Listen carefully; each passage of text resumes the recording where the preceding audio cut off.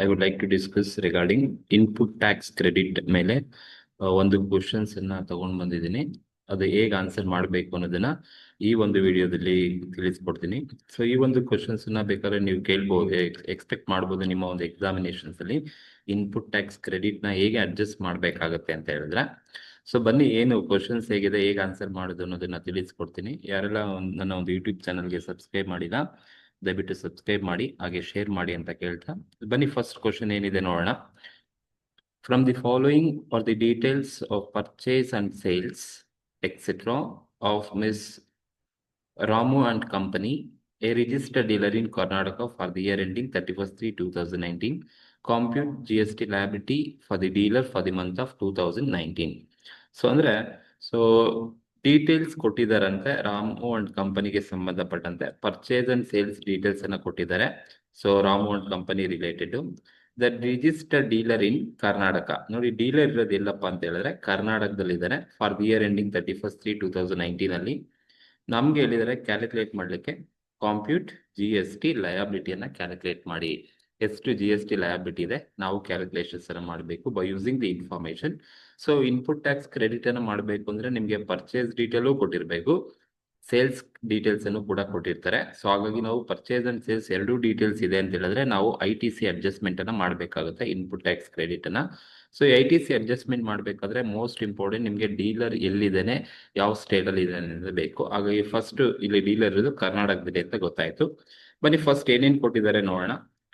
So details of purchase ಅಂತ ಬಂದಾಗ ನೋಡಿ, ಮೊದಲನೇದು ಹೇಳುತ್ತೆ purchase of raw material from Bengaluru 5000 units purchase ಮಾಡ್ತಾ ಇದ್ರೆ at ₹10 per ಯೂನಿಟ್ ಅಂತೆ.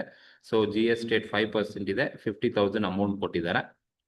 ಸೆಕೆಂಡ್ ಒನ್ ಬಂದು purchase of raw materials from SEZ ಇಂದ ಪರ್ಚೇಸ್ ಮಾಡ್ತಾ ಇದ್ದಾರೆ ಕೇರಳ 2000 ಯೂನಿಟ್ಸ್ ಇದೆಯಂತೆ. at ₹20 per ಯೂನಿಟ್ ಇದೆ. 2000 into ₹20 per ಯೂನಿಟ್ ಇದೆ. ಇನ್ಕ್ಲೂಸಿವ್ ಆಫ್ GST 12% ಇನ್ಕ್ಲೂಡ್ ಆಗಿ 44,800 ಬರುತ್ತೆ. ಥರ್ಡ್ ಒನ್ ಬಂದು purchase of raw material from dealer who is registered under composition scheme ಅಲ್ಲಿ ರಿಜಿಸ್ಟರ್ ಆಗಿದ್ದಾನೆ. 10,000 ಯೂನಿಟ್ಸ್ ಇದೆ. at ₹2 per unit. Rate of GST 2.5% ಅಂದ್ರೆ ₹20,000 ಕೊಟ್ಟಿದ್ದಾರೆ. Purchase of raw materials with in the state from unregistered person 10,000 unit at ₹3 per unit ಅಂತ ಹೇಳಿದ್ದಾರೆ. ₹30,000 ಕೊಟ್ಟಿದ್ದಾರೆ. Last one purchase ಬಂದು import of raw material from Canada ಇಂದ import ಮಾಡ್ಕೊಳ್ತಾ ಇದ್ದಾರೆ. 50,000 units ಅನ್ನ ಇಂಪೋರ್ಟ್ ಮಾಡ್ಕೊಳ್ತಾ ಇದ್ದಾರೆ. ₹10 per ಯೂನಿಟ್ ಅಂತ ಹೇಳಿದ್ದಾರೆ. Inclusive of basic custom duty and exclusive of IGST 18% exclusive ಆಗಿ ₹5,00,000 ಅಂತ ಕೊಟ್ಟಿದ್ದಾರೆ. ಸೊ ಇದು ಪರ್ಚೇಸ್ ಡೀಟೇಲ್ಸ್, 5 ಡೀಟೇಲ್ಸ್ ಅನ್ನ ಕೊಟ್ಟಿದ್ದಾರೆ ಒಂದು. ಸೊ ನಮ್ಗೆ ಡೀಟೇಲ್ ಆಗಿ ನಿಮ್ಗೆ ಆನ್ಸರ್ ಮಾಡ್ಬೇಕಾದ್ರೆ ಒನ್ ಬೈ ಒನ್ ಏನೇನಿದೆ ಅಂತ ಎಕ್ಸ್ಪ್ಲೈನ್ ಮಾಡ್ಕೊಡ್ತೀನಿ. ಡೀಟೇಲ್ಸ್ ಆಫ್ ಸೇಲ್ಸ್ ನೋಡಿದ್ರೆ sale of taxable goods within the state sale ಮಾಡಿದಾರಂತೆ. 12% GST 50,000 ಇದೆಯಂತೆ. Sale of goods to a dealer in Pondicherry exempt from levy of GST.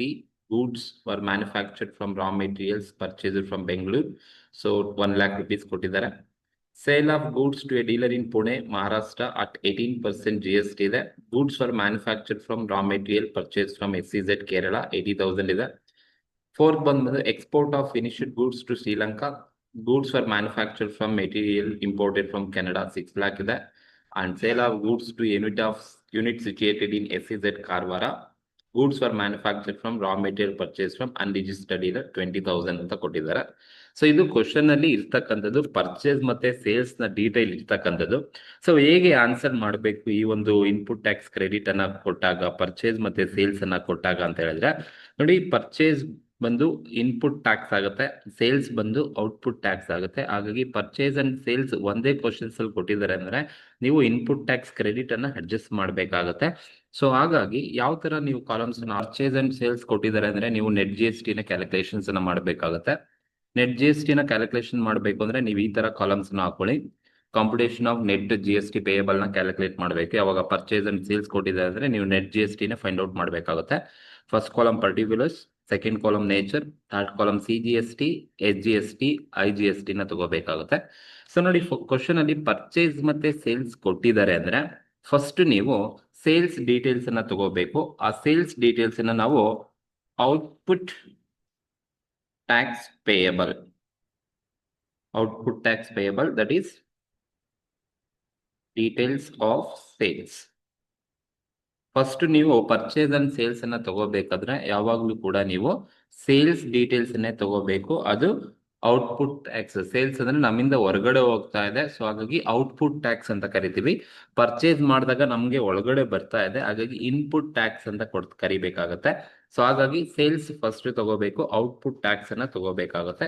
So ಈ output tax ಅನ್ನ ತಗೋಬೇಕಾದ್ರೆ 1 by 1 transactions ಅನ್ನ ನೋಡಿ. ಈಗ ನೀವು ಯಾವುದೇ GST ನ ಕ್ಯಾಲ್ಕುಲೇಟ್ ಮಾಡ್ಬೇಕಾದ್ರೆ ಒಂದು ನಿಮಗೆ ಗೊತ್ತಿರಬೇಕು, ಡೀಲರ್ ಇರೋದು ರಿಜಿಸ್ಟರ್ ಆಗಿರೋದು ಕರ್ನಾಟಕ ಸ್ಟೇಟ್ ಅಲ್ಲಿ.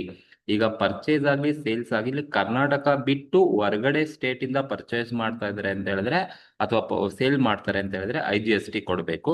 With in the state of Karnataka ಒಳಗಡೆ ಯಾವುದೇ ಟ್ರಾನ್ಸಾಕ್ಷನ್ ಆದ್ರೆ ನೀವು CGST SGST ಕೊಡಬೇಕು, ಈಕ್ವಲ್ ರೇಟ್ ಅಲ್ಲಿ ಕೊಡಬೇಕು ಅಂತ ಅರ್ಥ. ಹಾಗಾಗಿ ಈಗ ನಾವು ಫಸ್ಟ್ ಒಂದು ಸೇಲ್ಸ್ ಅನ್ನ ನೋಡಿದ್ರೆ ನೋಡಿ, sale of taxable goods within the state ಅಂತ ಹೇಳಿದ್ದಾರೆ. Sale of taxable goods within the state. So ಇಲ್ಲಿ ವಿತ್ ಇನ್ ದಿ ಸ್ಟೇಟ್ ಅಂತ ಹೇಳಿದ್ರೆ, ಸೊ ಡೀಲರ್ ಇರೋದು ಕರ್ನಾಟಕದಲ್ಲಿ, ಸೊ ಗೂಡ್ಸ್ ಅನ್ನ ಸೇಲ್ ಮಾಡ್ತಾ ಇರೋದು ಕೂಡ ಕರ್ನಾಟಕದಲ್ಲೇ ಸೇಲ್ ಮಾಡ್ತಾ ಇದ್ದಾನೆ. 12% ಗೆ ಸೇಲ್ ಮಾಡ್ತಾ ಇದ್ದಾನೆ.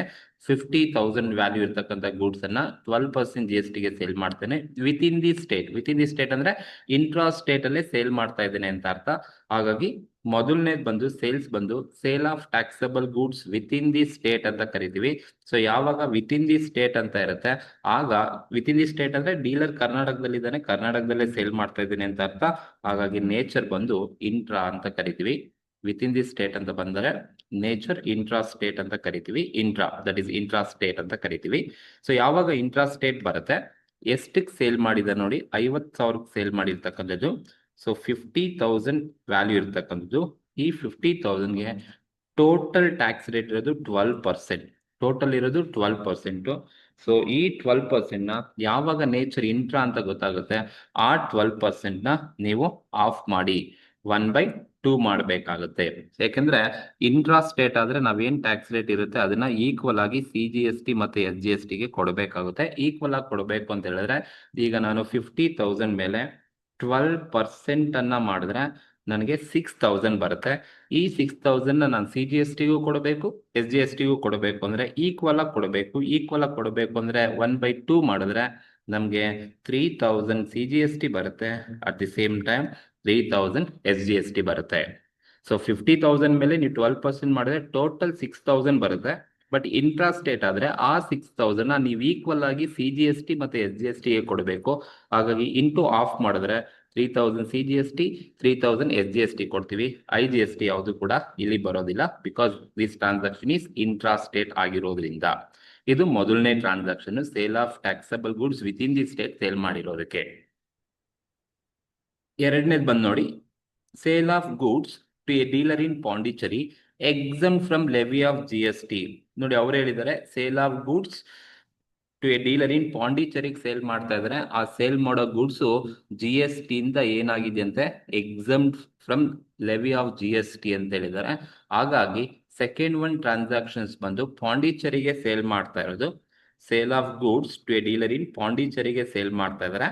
So but this goods is exempt from levy of GST ಅಂತ ಹೇಳಿದರೆ, ಹಾಗಾಗಿ ಈ ಟ್ರಾನ್ಸಾಕ್ಷನ್ ನಾವು ನೇಚರ್ ಏನಂತ ಕರಿತೀವಿ ಅಂದ್ರೆ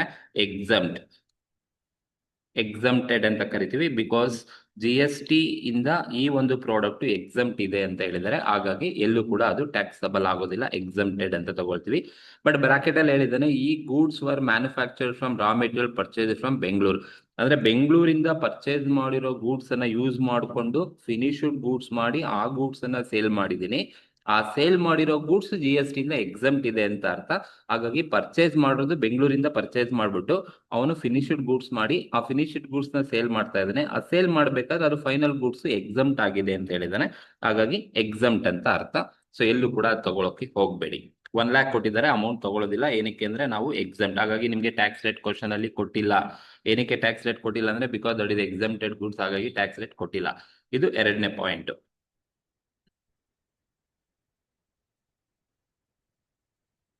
ಥರ್ಡ್ ಒನ್ ಬಂದು sale of goods to a dealer in Pune. ನೋಡಿ ಗೂಡ್ಸ್ ಅನ್ನ ಸೇಲ್ ಮಾಡ್ತಾರೆ, ಡೀಲರ್ ಇನ್ ಪುಣೆ, ಮಹಾರಾಷ್ಟ್ರದಲ್ಲಿ ಇರ್ತಕ್ಕಂಥ ಪುಣೆಗೆ ಗೂಡ್ಸ್ ಅನ್ನ ಸೇಲ್ ಮಾಡ್ತಾ ಇದ್ದಾನೆ.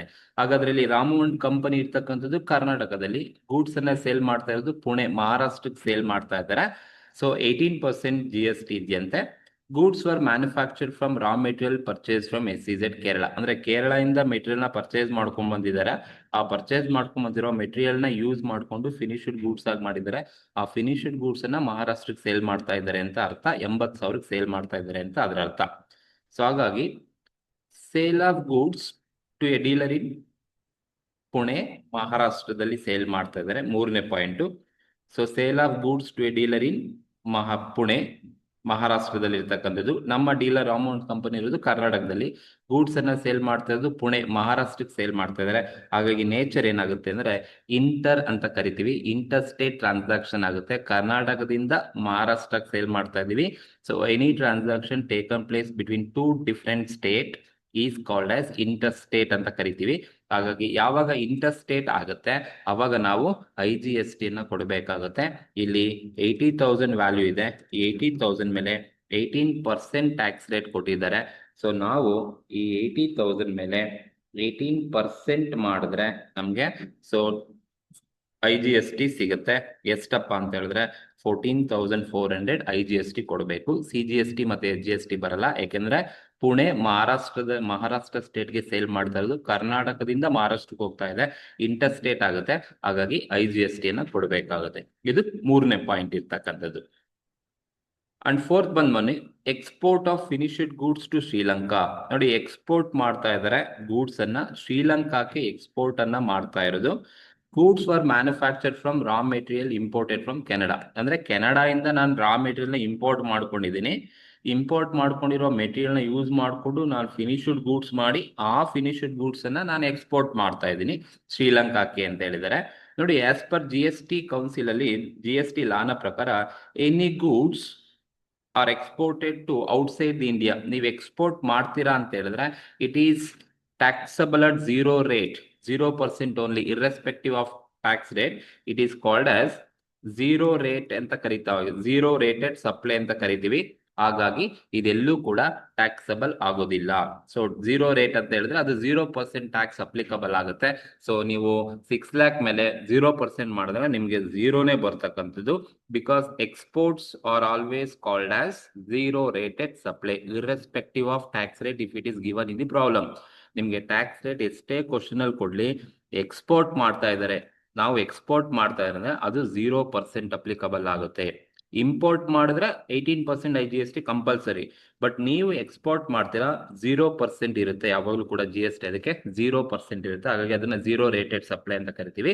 ಎಲ್ಲೂ ಕೂಡ ತಗೊಳ್ಳಿಕ್ಕೆ ಹೋಗ್ಬೇಡಿ, 0% ಇರುತ್ತೆ. Export because of to promote, export ನ ಪ್ರಮೋಟ್ ಮಾಡ್ಲಿಕ್ಕೆ 0% ಅನ್ನ ಕೊಟ್ಟಿರ್ತಕ್ಕಂಥದ್ದು GST ಕೌನ್ಸಿಲ್. ಹಾಗಾಗಿ export of finished goods to Sri Lanka ಏನಿದೆ ಅದು 0 rate ಇರುತ್ತೆ. ಹಾಗಾಗಿ ಎಲ್ಲೂ ಕೂಡ ತಗೋಬೇಡಿ, 0ನೇ ಇರುತ್ತೆ. ಇದು 4th ಪಾಯಿಂಟ್ ಇರೋದು. ದ ನೆಕ್ಸ್ಟ್ ಒನ್ ಬಂದು sale of goods to unit of SEZ situated in SEZ Karwar.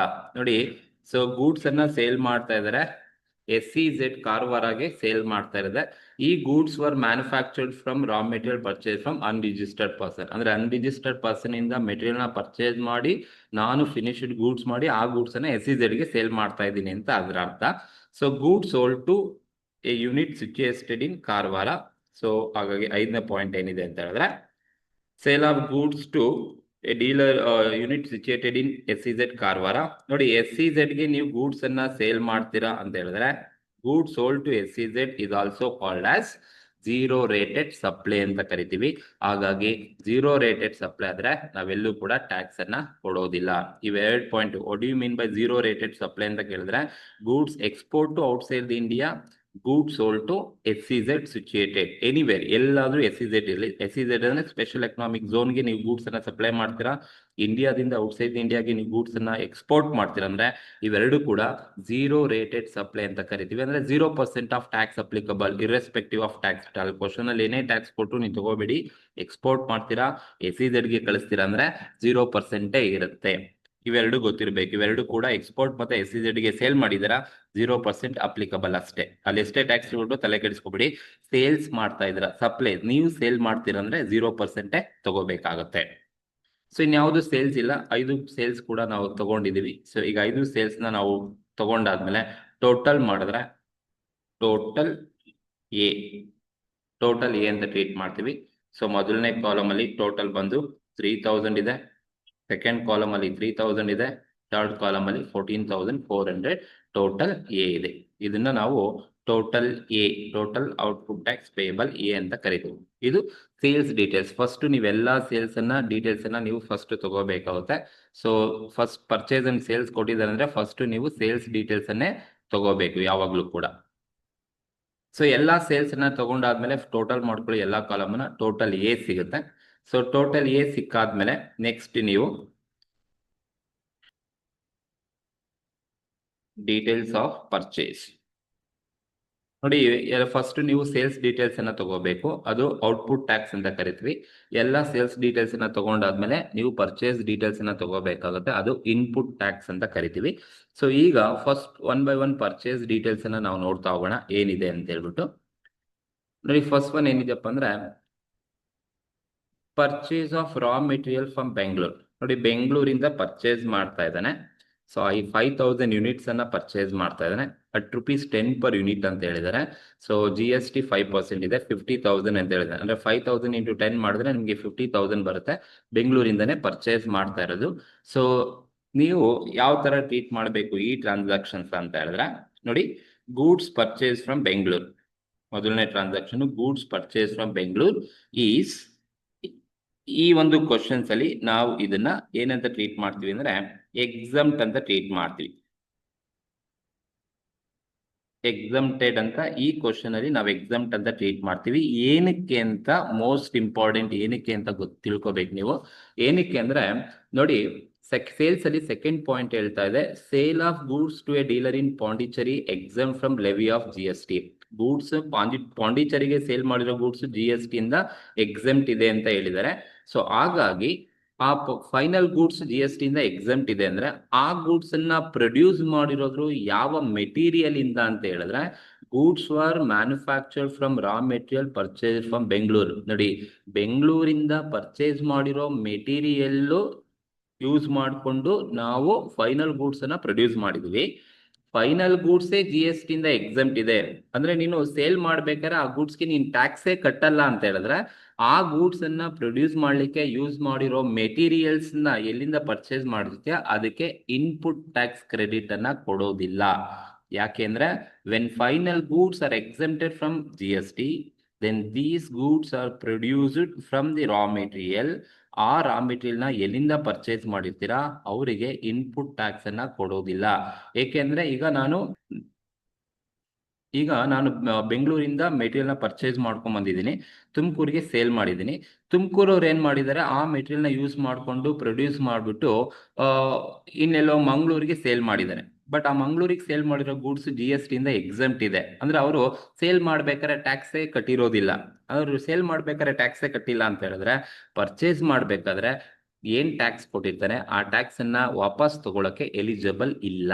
ಹಾಗಾಗಿ ಯಾವಾಗ ಫೈನಲ್ ಗೂಡ್ಸ್ GST ಇಂದ ಎಕ್ಸಮ್ಟ್ ಇರುತ್ತೆ ಆ ಫೈನಲ್ ಗೂಡ್ಸ್ ಅನ್ನ ಯಾವ ಮೆಟೀರಿಯಲ್ ಇಂದ ಪ್ರೊಡ್ಯೂಸ್ ಮಾಡಿದರೆ ಆ ಮೆಟೀರಿಯಲ್ ಎಲ್ಲಿಂದನಾದ್ರೂ ಪರ್ಚೇಸ್ ಮಾಡ್ಕೊಂಬರ್ಲಿ ಆ ಮೆಟೀರಿಯಲ್ಗೆ ಇನ್ಪುಟ್ ಟ್ಯಾಕ್ಸ್ ಕ್ರೆಡಿಟ್ ಅನ್ನ ಕೊಡೋದಿಲ್ಲ.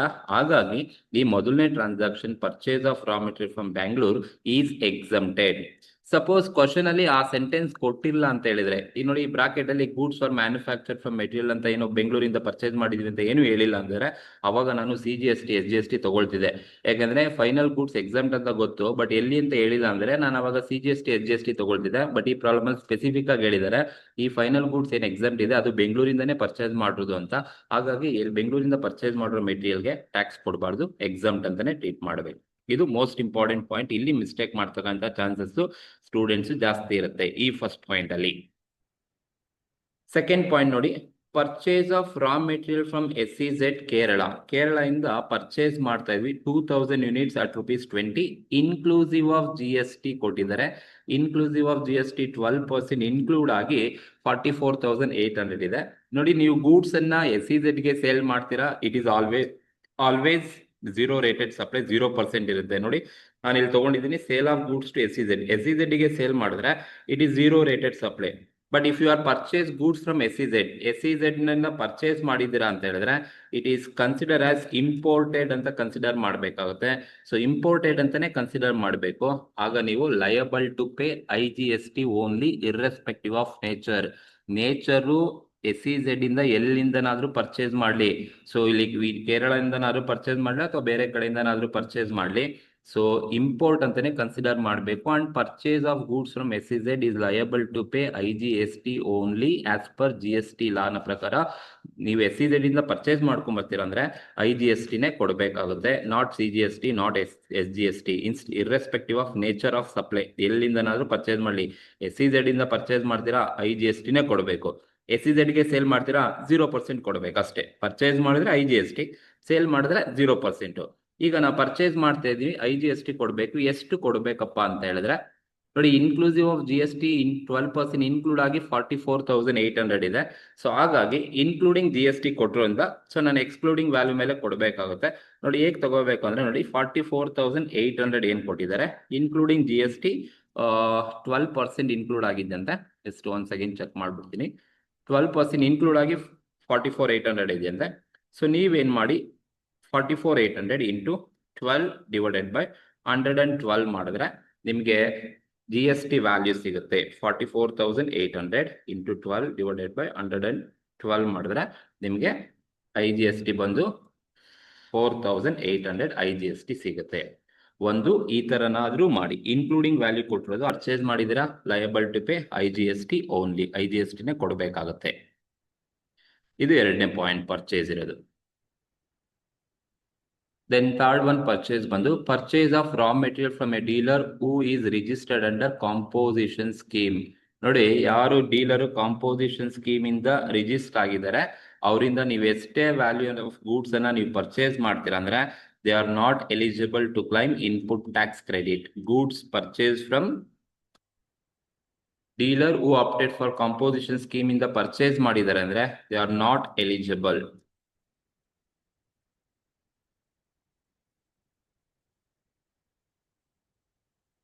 Goods purchased from a dealer who opted for composition scheme, the person is not eligible for ITC. ITC ಗೆ ಅವ್ರು ಎಲಿಜಿಬಲ್ ಇರೋದಿಲ್ಲ, ಹಾಗಾಗಿ ಎಲ್ಲೂ ಕೂಡ ತಗೊಳಕ್ ಹೋಗ್ಬಾರ್ದು. ಪರ್ಚೇಸ್ ಮಾಡ್ಬೇಕಾದ್ರೆ ಅವ್ರು ಎಲಿಜಿಬಲ್ ಇಲ್ಲ, ITC ತಗೊಳಕ್ ಎಲಿಜಿಬಲ್ ಇಲ್ಲ. ಸೇಲ್ ಮಾಡ್ತೀರಾ ನೀವು ಟ್ಯಾಕ್ಸ್ ಕೊಡ್ಲೇಬೇಕು, ಬಟ್ ಕೊಟ್ಟಿರೋ ಟ್ಯಾಕ್ಸ್ ನ ವಾಪಸ್ ತಗೊಳ್ತೀರಾ ಅಂದ್ರೆ ITC ನಲ್ಲಿ ಪರ್ಚೇಸ್ ಅಲ್ಲಿ ಮಾತ್ರ ಕಾಂಪೋಸಿಷನ್ ಸ್ಕೀಮು ಎಲಿಜಿಬಲ್ ಇಲ್ಲ. They are not eligible to claim input tax credit. Then next ಇನ್ಯಾವುದು ಪರ್ಚೇಸ್ ಇದೆ ಅಂತ ಹೇಳಿದ್ರೆ purchase of raw material within the state from unregistered person. ನೋಡಿ, ಗೂಡ್ಸ್ ಅನ್ನ ಪರ್ಚೇಸ್ ಮಾಡ್ತಾ ಇದ್ದಾರೆ, ಅಗೈನ್ ಅನ್ರಿಜಿಸ್ಟರ್ಡ್ ಡೀಲರ್ ಇಂದ ಪರ್ಚೇಸ್ ಮಾಡ್ತಾ ಇರ್ತಕ್ಕಂಥದ್ದು. ನೋಡಿ, goods purchase from unregistered dealer is also not eligible to claim input tax credit. Input tax credit ಅಂದ್ರೆ ನೀವು ಕಟ್ಟಿರೋ ಟ್ಯಾಕ್ಸ್ ನ ವಾಪಸ್ ತಗೊಳ್ಬೇಕು. ವಾಪಸ್ ತಗೊಳಕ್ಕೆ ಸೊ ಈ ಯಾರು ಇದಾರೆ ಅನ್ರಿಜಿಸ್ಟರ್ಡ್ ಡೀಲರ್ ಇಂದ ಪರ್ಚೇಸ್ ಮಾಡಿದ್ರೆ they are not eligible. Not eligible to claim input tax credit. Goods purchased from composition scheme dealer as well as goods purchased from unregistered dealer ಇಂದ ನೀವು ಪರ್ಚೇಸ್ ಮಾಡ್ತೀರಾ ಅಂದ್ರೆ they are not eligible to claim input tax credit ಅನ್ನ ತಗೊಳಕ್ಕೆ eligible ಇಲ್ಲ. ಹಾಗಾಗಿ ಅವ್ರಿಗೆ tax credit ಅನ್ನ ಕೊಡಬಾರ್ದು. ನೀವು ಸೇಲ್ ಮಾಡ್ಬೇಕಾದ್ರೆ ಯಾರಿಗಾದ್ರೂ ಸೇಲ್ ಮಾಡಿ ನೀವು ಟ್ಯಾಕ್ಸ್ ಕೊಡಬೇಕು, ಬಟ್ ಟ್ಯಾಕ್ಸ್ ಅನ್ನ ವಾಪಸ್ ತಗೋಬೇಕು, ಇನ್ಪುಟ್ ಟ್ಯಾಕ್ಸ್ ಕ್ರೆಡಿಟ್ ಅನ್ನು ತಗೋಬೇಕು ಅಂತ ಹೇಳಿದ್ರೆ ಕಂಡೀಷನ್ ಅಪ್ಲಿಕಬಲ್ ಆಗುತ್ತೆ. ಕಾಂಪೋಸಿಷನ್ ಸ್ಕೀಮ್ ಇಂದನೂ ತಗೋಬೇಡಿ, ಅನ್ರಿಜಿಸ್ಟರ್ಡ್ ಪರ್ಸನ್ ಇಂದನೂ ಕೂಡ ತಗೊಳಕ್ ಹೋಗ್ಬೇಡಿ. They are not eligible to claim input tax credit ಅಂತ ಕರಿತೀವಿ. ದ ನೆಕ್ಸ್ಟ್ ಒನ್ ಬಂದು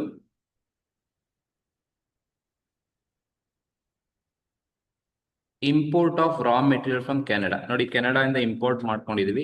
inclusive BCD and exclusive GST IGST 18% 5 lakh ಕೊಟ್ಟಿದ್ದಾರೆ. ಸೊ ಹಾಗಾಗಿ ಇಂಪೋರ್ಟ್ ಮಾಡ್ಕೊಂಡ್ರೆ it is eligible to claim. Import is eligible, export is 0% tax. Export ಮಾಡ್ತೀರಾ 0%, but ಇಲ್ಲಿ import ಮಾಡ್ತಾ ಇರೋದು ಕೆನಡಾ ಇಂದ ಇಂಪೋರ್ಟ್ ಮಾಡ್ಕೊಳ್ತಾ ಇದ್ದಾರೆ. ನೇಚರ್ ಏನಾಗುತ್ತೆ ಅಂದ್ರೆ ಇಂಟರ್ ಸ್ಟೇಟ್ ಆಗುತ್ತೆ. ಸೊ ಎಷ್ಟಿದೆಯಪ್ಪ ಅಂತ ಹೇಳಿದ್ರೆ so this are most important. ನೋಡಿ, ನೇಚರ್ ಹೀಗೆ ಇರಬೇಕು, ಇನ್ಕ್ಲೂಸಿವ್ ಆಫ್ BCD ಇರಬೇಕು, ಎಕ್ಸ್ಕ್ಲೂಡಿಂಗ್ ಆಫ್ GST ನೇ ಇರಬೇಕು. So inclusive of BCD and exclusive of IGST 18% ಇದೆ. 5 lakh ಮೇಲೆ 18% ಕೊಡಬೇಕು. ಇದು ನೇಚರ್ ಹೀಗೆ ಇರಬೇಕು. ನೀವು ಯಾವಾಗ ಫಾರಿನ್ ಕಂಟ್ರಿಯಿಂದ ಇಂಪೋರ್ಟ್ ಮಾಡ್ತೀರಾ ಅಂದ್ರೆ ಬೇಸಿಕ್ ಕಸ್ಟಮ್ ಡ್ಯೂಟಿ ಇನ್ಕ್ಲೂಸಿವ್ ಆಗಿರಬೇಕು, GST ಎಕ್ಸ್ಕ್ಲೂಸಿವ್ ಆಗಿರಬೇಕು. ಬೇರೆ ಕಂಟ್ರಿಯಿಂದ ಇಂಪೋರ್ಟ್ ಮಾಡ್ತೀರಾ IGST ಅಂತ ಕರಿತೀವಿ. ಸೊ ಹಾಗಾಗಿ 5 lakh rupees ಕೊಟ್ಟಿದ್ದಾರೆ. 5 lakh rupees ಮೇಲೆ 18% ಟ್ಯಾಕ್ಸ್ ಅನ್ನ ಕೊಡಬೇಕಾಗುತ್ತೆ, IGST ಕೊಡಬೇಕು. 5 lakh ಮೇಲೆ 18% ಮಾಡಿದ್ರೆ ನಮಗೆ 90,000 ಬರುತ್ತೆ. 90,000 IGST 90,000 IGST ನ ಕೊಡಬೇಕಾಗುತ್ತೆ. ಸೊ ಇದು IGST ನ ಕ್ಯಾಲ್ಕುಲೇಷನ್ಸ್ ಅನ್ನ ಮಾಡಿರೋದು 5th ಪಾಯಿಂಟ್ ಇರ್ತಕ್ಕಂಥದ್ದು. ಸೊ ಇದು ಎಲ್ಲಾ ಪರ್ಚೇಸ್ ಮತ್ತೆ ಸೇಲ್ಸ್ ಎಲ್ಲ ತಗೊಂಡಿದೀವ ಒಂದ್ಸಲಿ ಚೆಕ್ ಮಾಡ್ಕೊಂಬಿಡಿ. ಸೊ 5 ಕೂಡ ಪರ್ಚೇಸ್ ಅಂಡ್ ಸೇಲ್ಸ್ ತಗೊಂಡಿದೀವಿ. ಸೊ ಇದು ಟೋಟಲ್ ಮಾಡಿದ್ರೆ ನೆಕ್ಸ್ಟ್ ಟೋಟಲ್ ಬಿ ಅಂತ ಟ್ರೀಟ್ ಮಾಡ್ತೀವಿ. Total B. ಸೊ ಇಲ್ಲಿ ನಿಲ್ಲಿದೆ 0, ಏನು ಇಲ್ಲ, ದಟ್ ಇಸ್ 0 ಇದೆ. ಇಲ್ಲೂ ಕೂಡ 0 ಇದೆ. ಇಲ್ಲಿ 94,800 ಸೆಕೆಂಡ್ ಕಾಲಮ್ ಅಲ್ಲಿ ಇದೆ. ಟೋಟಲ್ ಎ ಇದೆ, ಮತ್ತೆ ಟೋಟಲ್ ಎ ಸೇಲ್ಸ್ ಇದೆ, ಟೋಟಲ್ ಬಿ ಪರ್ಚೇಸ್ ಇದೆ. ನೀವು ನೆಕ್ಸ್ಟ್ ಏನ್ ಮಾಡ್ಬೇಕು ಅಂದ್ರೆ balance tax payable, that is A minus B ಮಾಡಬೇಕು. ಎ ಮೈನಸ್ ಬಿ ಮಾಡಿದ್ರೆ ನೋಡಿ, ಎ ಮೈನಸ್ ಬಿ ಮಾಡ್ತಿರೋದ್ರೆ ಟೋಟಲ್ ಎ ಫಸ್ಟ್ ಕಾಲಮ್ 3 ಇದೆ, ಸೆಕೆಂಡ್ ಕಾಲಮ್ ಅಲ್ಲಿ 0 ಇದೆ. ಸೊ ಎ ಮೈನಸ್ ಬಿ ಮಾಡಿದ್ರೆ 3000 ಮೈನಸ್ 0 3000 ಬರುತ್ತೆ.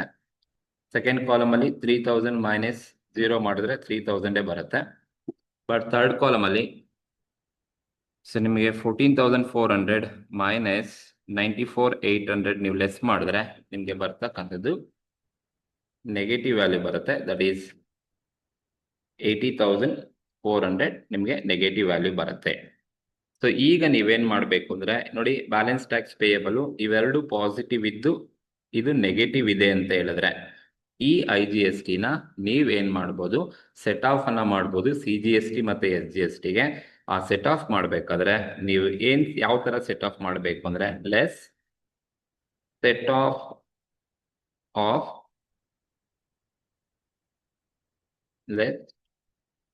Of IGST towards CGST and SGST.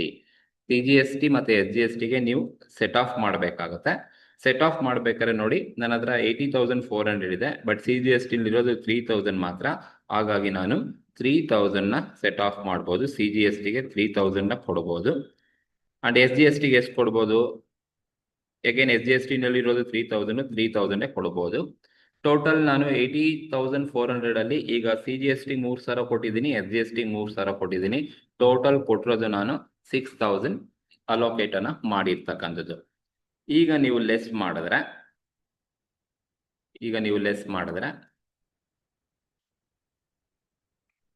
Balance A minus B ಏನಿದೆ ಇದರಲ್ಲಿ ಲೆಸ್ ಸೆಟ್ ಆಫ್ ಅನ್ನ ಲೆಸ್ ಮಾಡಬೇಕು. ಸೆಟ್ ಆಫ್ ಲೆಸ್ ಮಾಡಿದ್ರೆ 3,000 ಅಲ್ಲಿ 3,000 ಹೋದ್ರೆ 0, 3,000 ಹೋದ್ರೆ 0, ದೆನ್ 80,000 ಅಲ್ಲಿ 6,000 ಹೋದ್ರೆ ನಿಮ್ಗೆ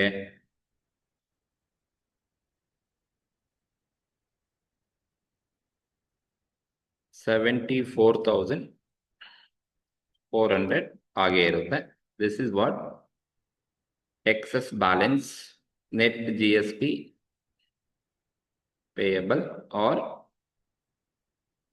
excess balance carry forward. Excess balance carry forward ಅಂತ ಕರಿತೀವಿ. ಈ ತರ ನೀವು ಆನ್ಸರ್ಸ್ ಅನ್ನ ಮಾಡಬೇಕಾಗುತ್ತೆ. ಯಾವಾಗ ಕ್ವಶನ್ ಅಲ್ಲಿ ಪರ್ಚೇಸ್ ಅಂಡ್ ಸೇಲ್ಸ್ ಕೊಟ್ಟಿರ್ತಾರೆ, ನೀವು ಈ ರೀತಿನೇ ಆನ್ಸರ್ಸ್ ಅನ್ನ ಮಾಡಬೇಕಾಗುತ್ತೆ. ಸೊ ಈ ಕ್ವಶನ್ ಕೂಡ ವೆರಿ ಮೋಸ್ಟ್ ಇಂಪಾರ್ಟೆಂಟ್, ITC ನಲ್ಲಿ ಕೇಳ್ತಕ್ಕಂಥ ಕ್ವಶನ್ಸ್ ಆಗಿರುತ್ತೆ. ಈ ಕ್ವಶನ್ಸ್ ನೀವು ಮಾಡಬೇಕಾದ್ರೆ ಸಿಂಪಲ್, ಡೀಲರ್ ಯಾರು ಕರ್ನಾಟಕದಲ್ಲಿ ಇದ್ದಾನೆ, 5 ಪರ್ಚೇಸ್ 5 ಸೇಲ್ಸ್ ಕೊಟ್ಟಿರ್ತಾನೆ, ಒಂದೊಂದು ಮಾಸನ ಅಲೋಕೇಟ್ ಮಾಡಿರ್ತಾನೆ. ವಿತ್ ಇನ್ ದಿ ಸ್ಟೇಟ್ ಇದೆಯಾ, ಔಟ್ಸೈಡ್ ದಿ ಸ್ಟೇಟ್ ಇದೆಯಾ ನೋಡಿ, CGST SGST ನ ಕೊಡಿ. ಬಟ್ ಸೇಲ್ ಮಾಡ್ಬೇಕಾದ್ರೆ SEZ ಮತ್ತೆ ಎಕ್ಸ್ಪೋರ್ಟ್ 0%.